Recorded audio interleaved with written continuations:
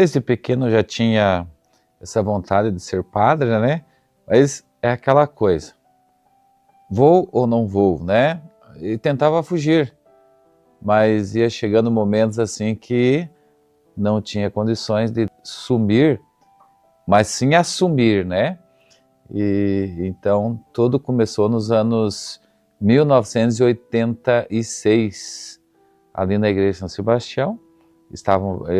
Estava presente aquele período ali o padre Silvio Mocelin, antes já estava o padre Carlos Elesni, do qual eu fui coroinha, depois o padre Silvio Mocelin, e eu fui falar, eu participava do grupo de jovens, aí fui falar para ele que queria ser padre.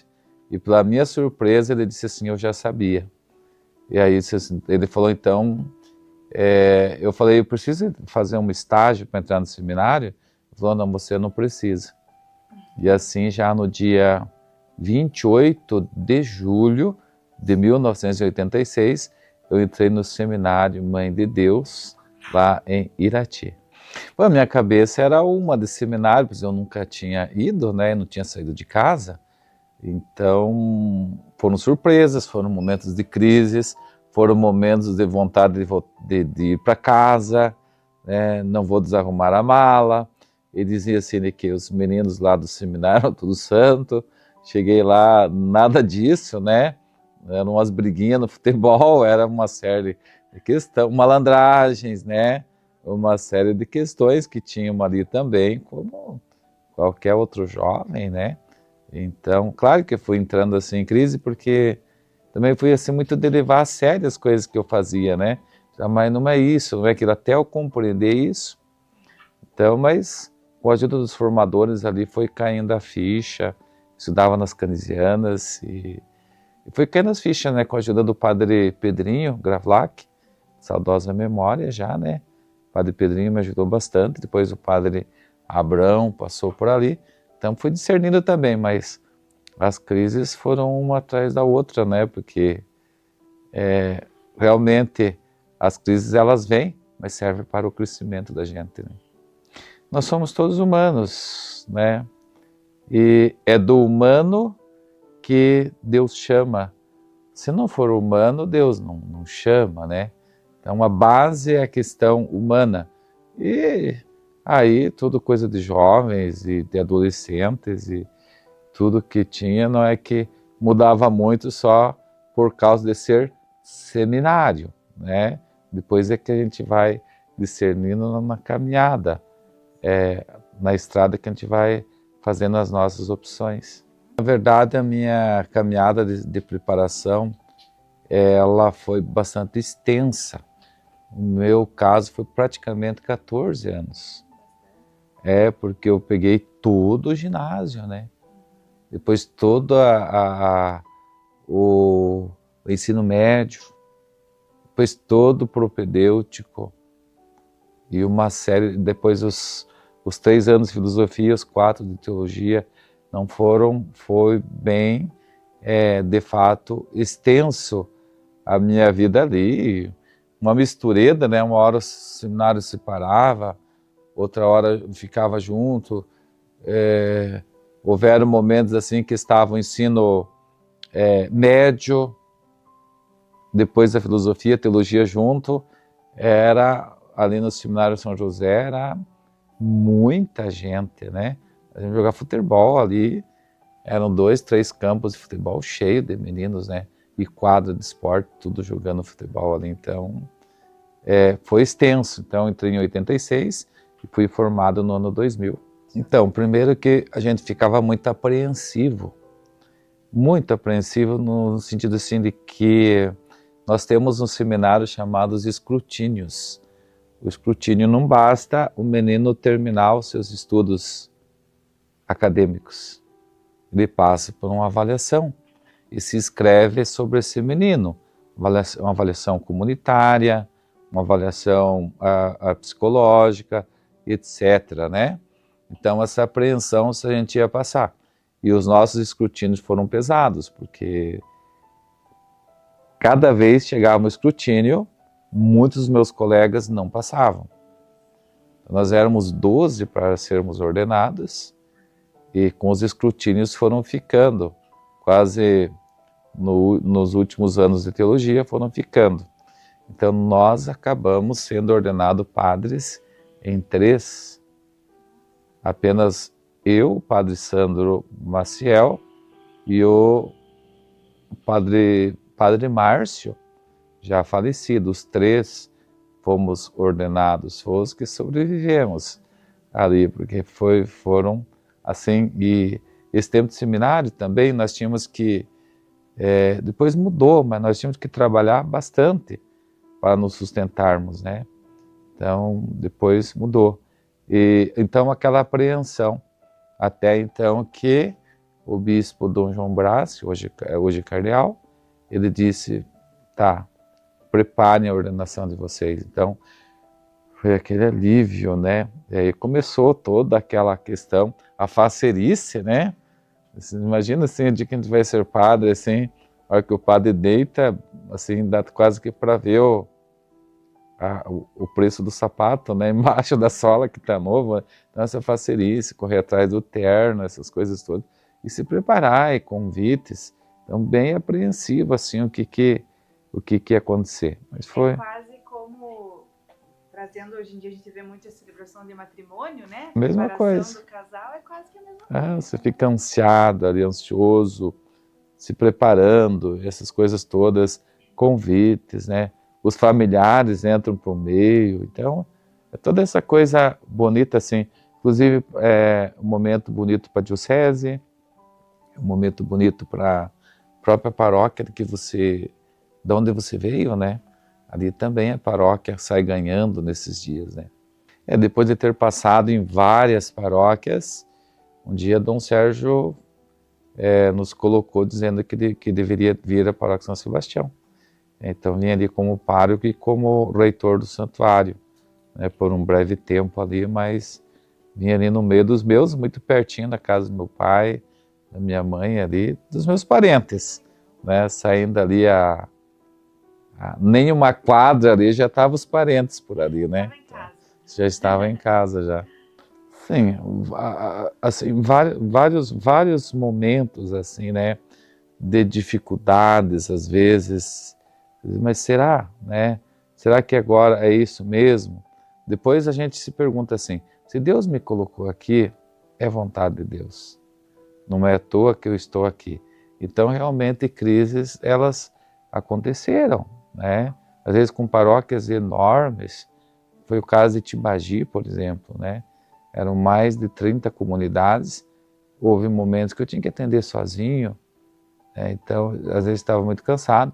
Às vezes incompreensões, né? Às vezes, então essas coisas todas, mas ajudaram sempre eu a crescer. Mas houveram, assim, crises, principalmente quando a gente é padre mais novo, né? Então agora já uma caminhada maior, com os 25 anos, já é outra conversa, né? Mas houveram momentos, assim, difíceis na vida e é difícil dizer um padre que não teve esses momentos difíceis, às vezes cruciais, né? E onde que a gente tem que optar. E opta sempre pela vida, né? Pelo sacerdócio, onde o sacerdócio fala sempre mais alto, né? Eu acho que foram muitos fatos emocionantes, e alguns momentos assim de encontro, de estar junto ali com o Papa, né? Alguns momentos, por 2 vezes eu estive ali em Roma, então muito pertinho do Papa, um momento em Castelo Gandolfo, a casa de férias ali do Papa, então estávamos lá, num congresso internacional dos seminaristas. Esse momento marcou bastante a minha vida, né? E João Paulo II, para mim, é assim, fantástico, né? Assim, com todos os papas também, João Paulo II marcou muito a minha vida ali. Então foi um momento assim, de muita alegria de estar ali com ele, né? E receber a mensagem dele para nós, seminaristas que ali estávamos, né? algumas coisas vêm na mente nossa, né? Eu me lembro assim que quando nós éramos seminaristas, né? Alguns que já são padres, muitos deles, às vezes nós precisávamos comer, e meninos, né? Então, às vezes era apenas uma sopa, né? E aí nós íamos jogar futebol. E aí à noite não tinha muito o que comer, era aquilo. Nós íamos roubar comida. E às vezes corria, alguém às vezes enchia de banco no corredor, de bancos, você vinha, tropeçava e caía. Outra vez, né? Pegar na dispensa do próprio seminário, às vezes pegava um iogurte, né? Alguma coisa assim, e se escondia atrás do sofá, né? Quando o reitor estava vindo. São coisas assim. Depois, com o tempo, isso foi mudando, né? A casa era nossa, mas recordo um período assim que a Batava nos dava muito iogurtes, alguma coisa assim, e aí os meninos pegavam potes e potes, né? E saíam desesperados, né? Então eram momentos assim, né? Interessante. Outro momento que eu estava na Itália também, alguns depois foram padres ali, né? Mas recordo assim que o Valdesley, né? Valdesley, ele chegou e quis inventar um pouquinho do italiano e para pedir chocolate, né? O chocolato, ele disse Nescale, mas não tinha Nescale, né? Então, não disse, o italiano ficou desesperado assim, né? Chocolato, né? O Nescale, né? Pensou, acho que eu vou improvisar isso daí, né? Foi um Nescale. Então são vários momentos assim bonitos da nossa vida com os meninos ali, né, que nós estávamos e que marcaram assim, né. As pessoas, elas fazem assim, a gente passa, deixa um legado, né. Sempre eu brinco assim que lá em Irati, por exemplo, acho que não tem mais nenhum título para me dar a Câmara Municipal. Que é medalha honra ao mérito, corpo de bombeiro, é cidadão honorário, menção de aplauso, não sei o que tanto, né? Então, bastante reconhecimentos, e assim foram. Em Baú também, né? Fui o primeiro pároco de Baú, que próximo ano vai fazer 25 anos a paróquia, né? E demorou a ser criado paróquia, porque em 80 foi criado Guamiranga, em 80, né? Em 80, 81, em 2001 foi criado São José em Baú. Então demorou 20 anos para criar uma paróquia diocese de Ponta Grossa, né?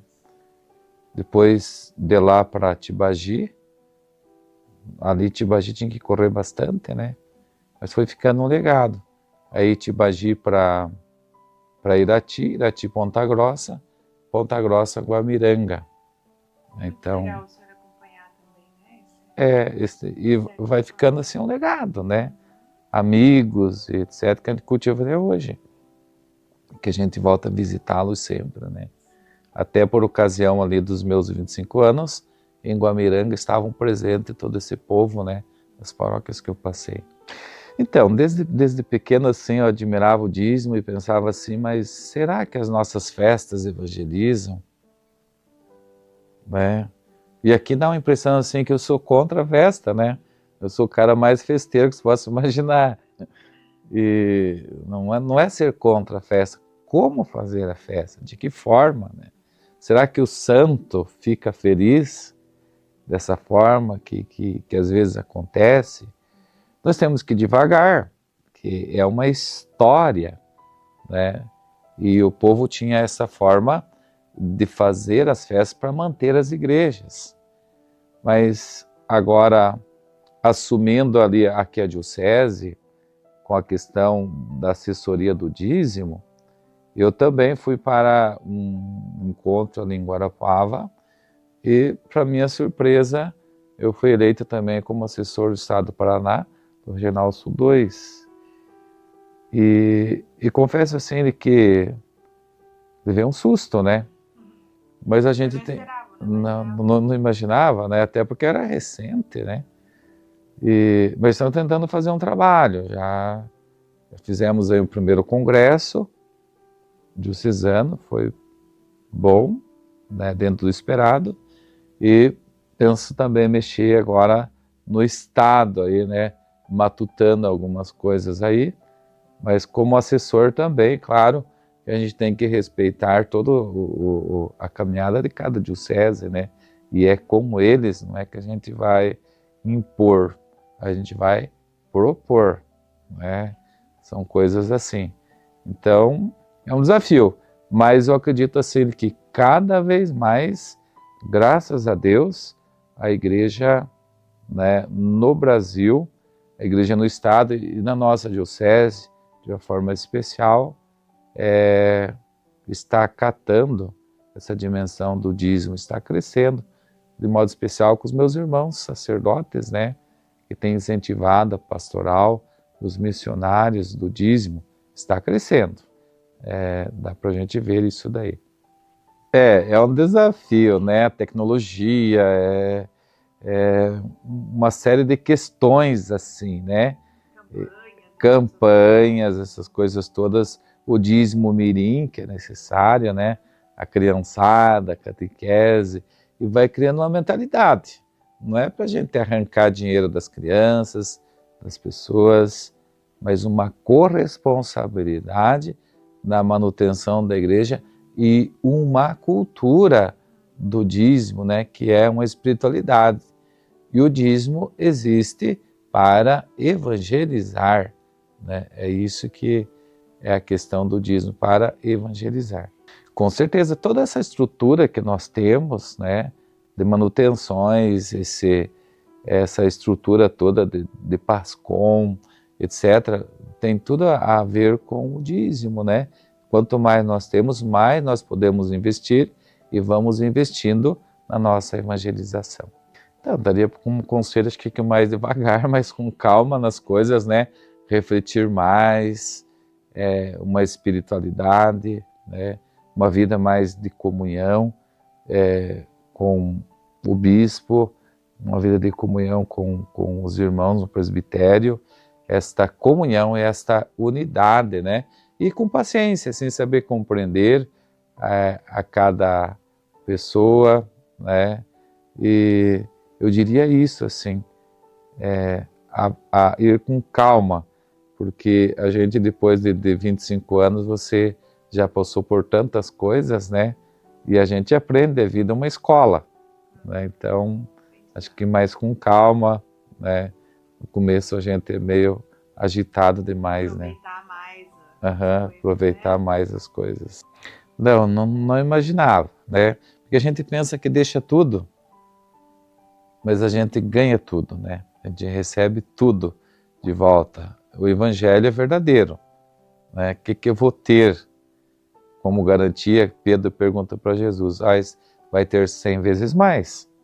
E isso acontece com perseguições, né? Então penso que é moleza também, né? Mas não imaginava assim. Então, são realizações, mesmo às vezes com cruzes. E é a caminhada do cristão, né? Que é a caminhada do cristão, do discípulo, né? Não tenho medo, né, de responder ao chamado, de doar a sua vida pela causa do Evangelho, para estar com Jesus. E se nós pensamos em fazer uma coisa grande, a vida sacerdotal ela é grande, ao mesmo tempo ela é na humildade. Ela é grande porque nós podemos fazer com que as pessoas cheguem até Deus, e todos conseguem fazer isso, porém o padre tem, né, a vocação para isso, de, em nome de Jesus, confessar uma pessoa, em nome de Jesus, ele poder trazer a Eucaristia para as pessoas. É algo assim muito grande, de trazer o céu aqui na terra e ao mesmo tempo fazer o contrário. Então, jovem, não tenha medo de dizer sim. Deus te chama. Qual é, então, a sua resposta? diga sim a Deus. E ao mesmo tempo, não sei se vou fazer um encontro vocacional ou se vou para o seminário. Vai, né? Não importa. Depois, nesta caminhada, você vai discernir as coisas. Mas persista na tua vida aí que Deus te chama. Não tenhais medo. Deus chama você. Então, que Deus abençoe a cada um de vocês, também que estão nesse momento, nos escutando, nos assistindo, e que desça sobre você a bênção de Deus Todo-Poderoso, que é Pai, Filho e Espírito Santo. Amém.